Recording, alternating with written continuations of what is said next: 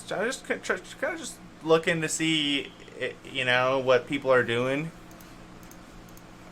Happy with kings. with the kings. Ooh la la. We go for the trap Three bet. or do we three bet He has like 3x raising too. But yeah, three bet. three bet. Because if he's 3x raising, he's probably not folding. The 3x from earlier position value. dibs on Bovada. What do you make of that? It's usually pretty strong, so I would three Go bet. for value, yeah. I would go for value here. Yeah. Do you think a 3x from early position on Bovada is much different than if you see a 3x from early position on ACR? I don't think I've seen a 3x in ACR in a long time. This game.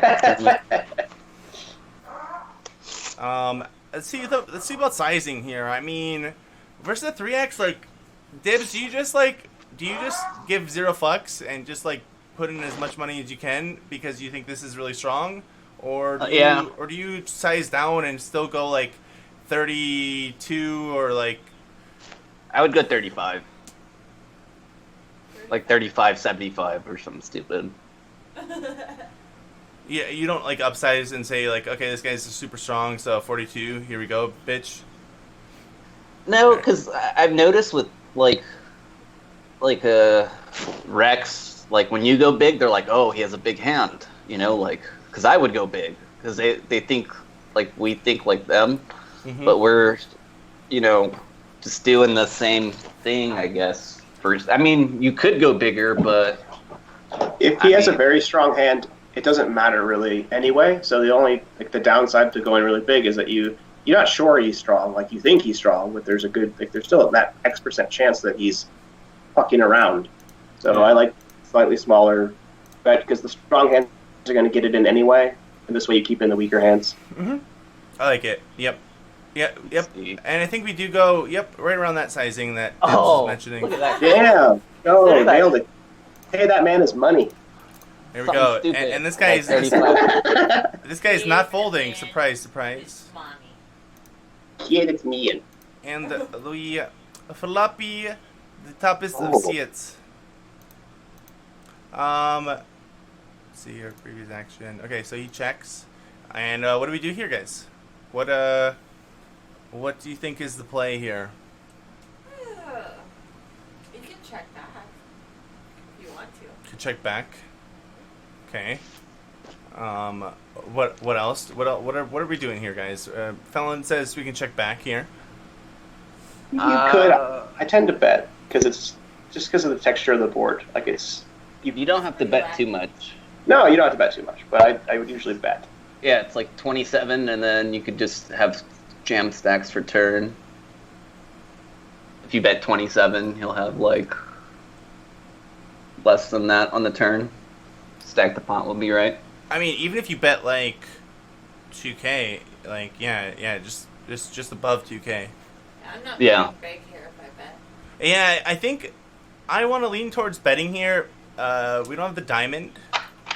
Because you could be up against like ace queen, ace jack, and then you're just giving them free equity towards like. Yep, and those hands, because we don't have a diamond, those hands, they're gonna have a diamond in them a lot, and they're probably just not folding. They're check ripping like queen jack. Mm-hmm. The other downside to checking is if a scary card rolls off, it's not just bad for you. It might scare him with a mediocre hand into not giving you more money. Yep. Yeah, there's like 2 outs for him, or 1 out basically for him to stack off, and that's a 10, maybe an ace, I guess, but Yeah. So I think I do like betting here. He's at least paying 1 street. In places where this is not. Do you guys check back if it's like rainbow? Nah, not with 2 broadways. I would check back more than I would on that with 2 diamonds. You know what I mean? But yeah, not too often. Yeah. So like king 5 deuce, 2 diamonds. Are we checking or betting? Oh, king 5 deuce? Oh, okay, that's different. Yeah, then I would be Checking. more. But Yeah, Or- I think that. More. Yeah, you know, I don't know. The reason I feel like checking back is because I put him on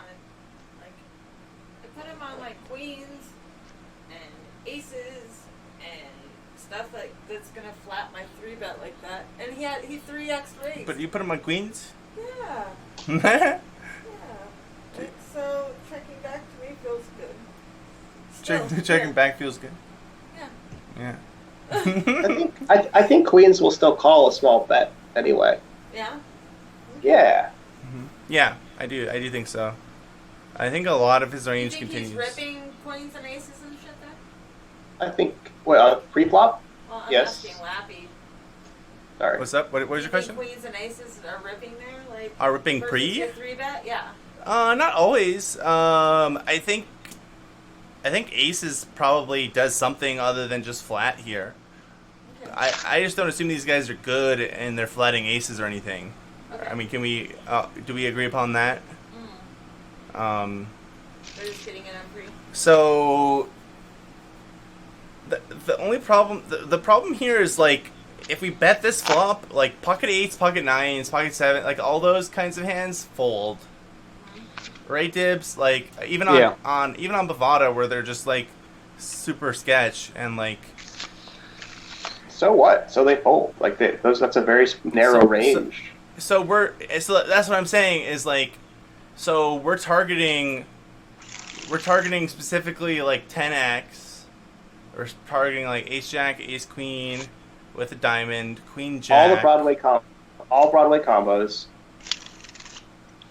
Mm-hmm. Yeah, I mean, all diamond combos, and we're kind of expected to see bet. And we're gonna get. I think we're just. Yeah. It looks like a trap too if you just check a king high flop after 3-betting. I don't know. You think so though? I mean, at least for me. I mean, when ace or a king, if ace or a king comes out and the guy 3-bet me, and it's either he has queens, or if he checks back, he has like queens or queens or jacks. Yeah, or top set. Because they're firing aces. I mean, but do you think these guys are really thinking about that? No, I'm just saying for me, that's what I would think. So. But you're not. I'm not playing against Dibs here, though. Yeah, he might be. You don't know that. I just think the line to take here would be to third pot it on this texture. I don't think there's much. I mean, you could check back, but I don't think it's really. Are you hoping some dude hits a 2-outer for a set? The big con here is that they just never have top pair ever. Right. And like we just take all those out of the deck, and like it's hard to get value. But I hear you. If this was King 10 deuce, 2 diamonds, and we had the king of diamonds, I'm checking that back. Right. So, I mean, do we agree with that? Is that like, and then we would bet the combos that don't have the diamond here? To follow with that thread you're saying, well, like, we're not getting a lot of value from stuff, but like give them a hand that then like a turn card comes that you are suddenly getting value. There's just not that many. Well, okay, so there are 10x. There's cards that 10x is scared of, but then what else is like? I'm just trying to visualize this. Like what are bad cards in their mind for any other parts of the range that are continuing versus a bet. You know what I'm saying? Wait, are you answering my question, or are you asking a new question? I'm following up on your question. Okay. I'm saying so are we being too narrow on this part of why we want to bet because a bad card might come off for their range? Okay, so I'm just trying to visualize it. Like sure, for this guy's specific hand, like if a queen or a jack comes off, it's not amazing for him. But what other parts of their range that are continuing versus a bet on flop, like, are afraid of turn cards, is what I'm saying. Like, are afraid of turn cards like that. Am I posturing this question right? Or do you guys I'm a little confused. Are you guys following So, me? yeah, so I would think of it this way, like, let's say you had like ace queen, right? And we check back. Mm-hmm. And you get to see a free turn, and then we bet turn, or you check again when you miss. And then we bet the turn. You're not going to call as often because you're like, I'm only going to get one more street of value if I hit the river. And like, But you're suggesting that they're not gonna like lead turn. Yes, that's what we're suggesting. And try to like fold us off of whatever, you know? so you're saying like ace queen, ace jack will lead the turn. Yes. After check. Yes. Hmm. I think part of why we're checking, Sometimes. part of why we check back flop is that we allow them to A, hit their equity if they didn't have equity, and B, to induce them to start bluffing us with hands. Yes, that is the benefit. With hands like whatever, hands like pocket sevens, like can start just bombing it here because they're like, man, I don't think I have the best hand, or I think I have the best hand and I'm gonna get ace queen off their hand or whatever. So what we have to consider is the times that sevens are going to like double barrel jam bomb versus the times you're going to get more value from ace queen by betting the flop, and it's kind of just partly it's opponent specific, and I think what Dibs and I are saying is perhaps you're going to realize a little more equity by betting than the times that like sevens decide to just go ham. I'm still trying to learn when to bet top set and when not to. I'm listening intently here, guys. Yeah, I think, because we're up against our recreational here, I would tend more towards wanting to check than really betting. Well, see, and I know a lot of times you say if you have, like, the suit in your hand that is the flush draw, like, if you had a diamond in your hand, you always want to check then, right? Yeah, with the king, if it was. You don't have it, and then there's draws. Are you okay? I'll ask you this: are you betting? Bet a lot of times, but since this is a recreational, you're not. What's up? Sorry, Dibs and you were both talking. Okay. Go ahead, Fallon. Go ahead, Fallon. Oh. Oh God, I just said a mouthful. Okay, so like for those other reasons, like you would actually normally be betting here versus a good opponent, but since it's a recreational, you're not going to. What did you do here? What do I do here? Yeah, what did you do here? I mean. Yes, you would more likely. Yes. Go ahead. You're less likely to bet against. I think you're less likely to bet against a rec, and it would be more suspicious to a good player if you didn't bet. I think that answers what you were asking. Yep, for sure. And what was Dave's? So you're saying, I was going to say, what are you going to do then with King 10-9, 2 diamonds? Are you still checking, or are you still? No, are you? I'm betting. That one. I'm betting. That one you're betting. I'm betting for sure. For sure. So yeah, it's a very different board texture. And this, since it's a wreck, you want to check back because he's not really. You think he's going to be pumped? Like, you'd also have to know if it's a passive wreck or especially because it's Bovada too. Yeah. Okay. Where you just have 3, 2, 1 blast off. But if this was like with their 5, 6 of clubs, I think me and Stretchy are saying like if this is like if this is ACR, I think we would go for a bet when there's more thinking players, I guess. More often, yeah. And again, I don't dislike a check. I just think there are merits to both. You have to admit to both sides there are, pros and cons. Yeah. So in this exact situation, knowing these opponents in this site, I far prefer a check, and on ACR versus more regs, more thinking fish even, I think I would mix in a few more bets. Cool. How do we feel about that, Fallon? Okay.